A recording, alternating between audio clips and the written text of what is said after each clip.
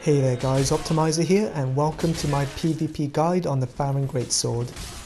Now, this weapon was really popular around the time the game was first released due to its unique L1 moveset. And as time went by, the weapon kind of went out of fashion due to a couple of reasons. One of them was the perceived low damage compared to the other ultra class weapons, and the fact that every move bar the lunging R2 is parryable.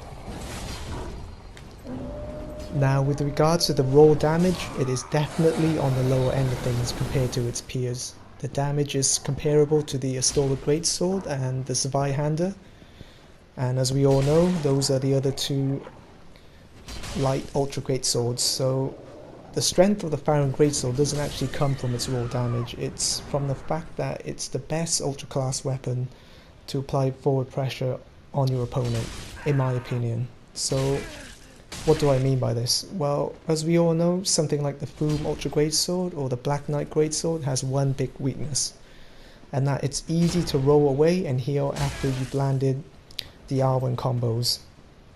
And it's also kind of hard to punish roll spamming. In situations such as these, this is where the Farron Greatsword really shines. It's about not giving your opponent a chance to heal or punishing their panic rolls. Let's talk about parrying the L1. You may have seen videos on YouTube showing how to parry the L1. Well, I can assure you that in a real PvP match, the L1 is not as easy to parry as some of the videos make out. Of course, it's made to look easy to parry simply because such videos are done in a controlled and idealized condition. In other words, not in a real PvP match. So to get this weapon, you need to defeat the Abyss Watcher boss, and then you need to transpose the soul to acquire this weapon. The minimum stat requirements are 18 in strength and 20 in dex. You need Titanite scales to take this weapon up to +4, and then 1 Titanite slab to take it to +5. Fully upgraded, you're looking at a A scaling in dex and a C scaling in strength. Depending on your soul level, you want to be aiming for at least a 40 dex, and if you're at a higher soul level, aim for 40-40 if you can. I personally like level 85 to 95 is just somewhere I like to stop, but it's all down to personal preference.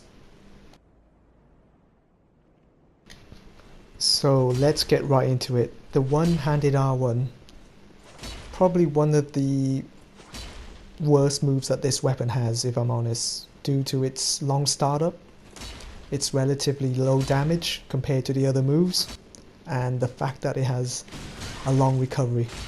Only really use this move if you don't have any other option. I tend to use this just to kind of mix up my attacks so I'm less predictable, so I'm not always slowing out the R1. Other than that, this is not a move you will use too often with this weapon anyway, simply because there are better options. Unless you just want to trade with something like a straight sword full on. So the one-handed L1, without a doubt, the bread and butter of the weapon. It's a 3-hit combo, however it only stun locks for the first 2 hits, and your opponent can roll away from the third L1. Now, the cool thing with this move is that you can interchangeably mix it up with the R1, so you can go L1, R1, L1, or R1, R1, L1, etc, etc, etc. The important thing you need to know is that the L1, L1 combo does the most damage. Having said that, if you do land the R1, so if you hit confirm with the R1, if you follow it up with an L1, it does more damage than the R1, R1 combo. The best thing about this move is its range and attack timing. It takes a little practice to know the range of the L1, but once you do, you'll begin to kind of know the distance that you should be standing in relation to your opponent. And therefore, this gives you an opportunity to punish their whiffed attacks and heals. As you know, these are the two things that Ultra Great Swords or other Ultra Great Swords struggle with. During open play, you don't want to be spamming this move too much, like any other move really. I find that the best time to use it is after hit confirming with another move, after which you can then apply forward pressure and encourage panic rolls. And punishing panic rolls is something that the L1 really excels at. You can also try to do the 3-hit combo with the L1. It's really hard to land this, and I only really try it if my stamina bar is full or close to being full. Out in an open area, you're not going to be able to hit with the third L1. So I only really try this when I'm in an enclosed space as well. And if my opponent, for whatever reason, wants to trade, or I feel like they want to trade, I also try the third L1. So after hit confirming with 2 L1s or 2 R1s or whatever, I find that if you delay the third L1 slightly and time it after they roll, then you get a better chance of hitting them. Like I said earlier, it's better if you try this in an enclosed space. Of course, if you're up against an ultra class weapon, then hitting the third L1 earlier is better, so you can hyper armor through the trade, assuming they're going to trade with you, that is. So I just touched on the fact that the L1s can be delayed, and you can use this delay to your advantage during open play. So for example, if you missed the first L1, you can delay, watch your opponent, and if they come into range, follow it up with either an L1 or an R1. Just be aware that you won't combo into 2 hits, and after a few times of this working, well, it isn't likely going to work the next time, depending on how good your opponent is. So before we move on, let's just talk about the shield bypass ability of the L1. As you can see in this clip, if you L1 in front of them and they stand still and block, you can hit them from behind. Not something that happens too much in a match, but pretty cool nonetheless. Time to take a look at the rolling R1s and R2s. The rolling R1s are a thrusting attack, and it has good range and a lingering hitbox, which is great for counter-attacking your opponent. There's a slight delay before the thrust comes out, which means that it's harder to parry, which is always a good thing.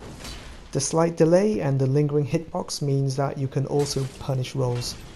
So therefore I like to use this move when I go on the offensive, and it just puts my opponent under pressure, and hopefully after a few rolling R1 hits he'll roll, and ultimately I want him to roll because I want to catch him with the L1s. The rolling R2 is also another awesome move. It's a delayed overhead smash with good amounts of range and hyper armor. I tend to use this to punish R1 spammers from distance, because if they are spamming R1 and if you try to do the rolling R1 on them, well, you'll find that they'll more than likely stun lock you before the R1 comes out due to that initial delay. If your spacing is correct with the R2, then you'll punish them from safety, and the worst thing that can happen is you trade hits or they roll away. Once you hit confirm, try and apply pressure on them with the L1s. This is where this weapon really shines, is applying pressure with the L1s. Now let's take a look at the one-handed R2, which is an overhead smash. This is my second favourite move that this weapon offers, due to a couple of reasons. It's got great range, and the hyper armor kicks in really early. It's a good option during 1v1 confrontations. Where this move really shines is up against a straight sword user or similar, or someone with a faster weapon than you. If you use ultra class weapons regularly, you'll probably come up against a scenario where you've hit them with 2 R1s and immediately they'll retaliate with their own R1 combo, simply because they know that your recovery time is slower. Well, the answer to that is the one-handed R2. So hit confirm with 2 R1s, and then immediately throw up the R2, because the hyper armor kicks in early. If they retaliate with their own R1, well, you're going to win the trade. It is also a good parry bait as well if they happen to block it or whatever. Another use for the R2 is the wake up punish. So you've landed a parry or you've guard broken someone and you've done the critical attack on them. Well, as a wake up punish, you could try the R2. All you need to do is, once you've landed your parry and done your critical attack, just throw out the R2 and catch them on the end of their roll. It's not always going to hit confirm, but it's also worth trying. As well as being useful against straight sword users, The R2 is also effective at outspacing your opponent if they're using another ultra class weapon. You need to get your spacing right, and basically what you can do is try and punish their whiffs. It's essential that your spacing is correct because you do not want to trade hits, simply because your damage output will be lower, simply due to the nature of this weapon and its base damage and scaling. Rolling L1 time. As you can see, it's a 2-hit combo, with the first hit being the dagger, followed by an overhead smash. This does more damage than the rolling R1s.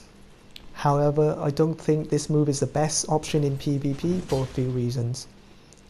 For one, it has poor tracking. There's no delay on the first dagger hit, which means that it's a parry bait.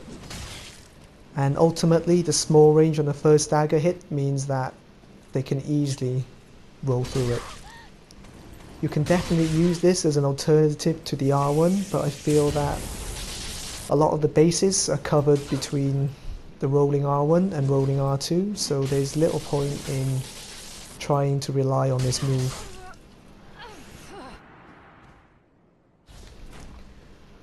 Last but not least, the L2, which is the battle art for this weapon. Doesn't use any focus points, and as you can see, it's an offhand parry with the dagger. Now, the parrying frames for this is really tight.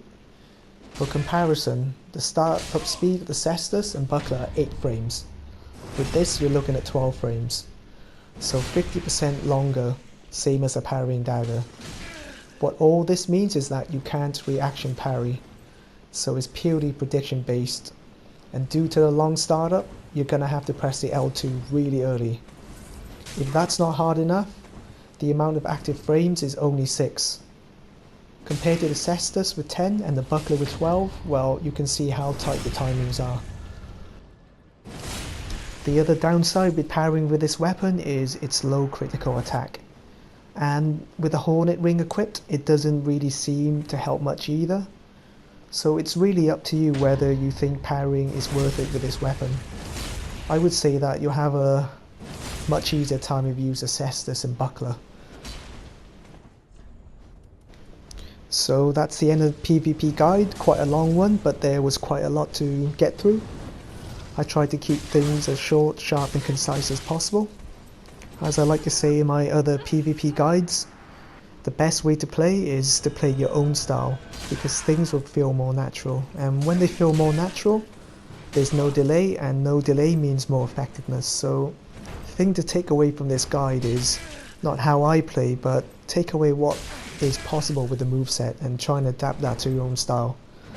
And hopefully this is something I demonstrated effectively and clearly. I'm always looking for feedback, good or bad, so feel free to let me know what you liked and what you didn't like in the comment section below. If you enjoyed the video, please consider giving it a thumbs up and subscribing if you haven't already done so. Now in terms of the next guide, I'd like to do a great hammer, maybe the Spike Mates or Vort's Great Hammer. It's the complete opposite to this weapon, the Farron Greatsword, so rather than relying on fancy moves, it's all about the raw damage.